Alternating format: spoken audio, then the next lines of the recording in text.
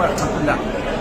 मैं अपने 150 साथियों के साथ उर्दन पहुंच चुका हूं और अल्हम्दुलिल्लाह 5-6 दिन इसराइल के बदनामी ज़माना नेगेव डेजर्ट जेल के अंदर रहने के बाद हमें रिहाई मिल चुकी है।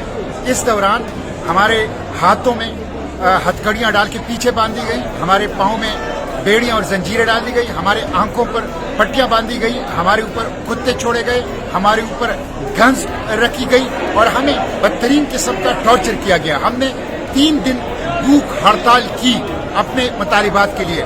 No access to air, no access to drinking water, no access to medication, no access to life, किसी किस्म की चीज तक हमें रसाई नहीं थी। एक बदनामी जमाना जेल था, लेकिन अल्हम्दुलिल्लाह हम रिहा हो चुके हैं और फलस्तीन की आज़ादी की जद्दोजहद जारी रहेगी। इस नाकाबंदी को हम तोड़ेंगे, बार बार इसके लिए जाएंगे, गज्जा को बचाने के लिए कोशिश करेंगे और जो जेनोसाइड के मुजरिम हैं उन मुजरिमों को कैफर किरदार तक पहुंचाएंगे इंशाअल्लाह।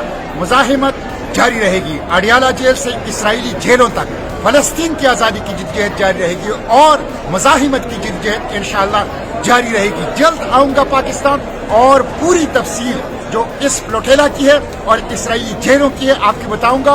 लेकिन अपनी इस जद्दोजहद को अक्सा की आज़ादी, फलस्तीन की आज़ादी, गज्जा की आज़ादी तक जारी रखेंगे। इसराइल के खात्मे तक हमारी ये जद्दोजहद इंशाअल्लाह जारी रहेगी। पाकिस्तान जिंदाबाद, फलस्तीन जिंदाबाद, पाक फलस्तीन दोस्ती पाइंदाबाद।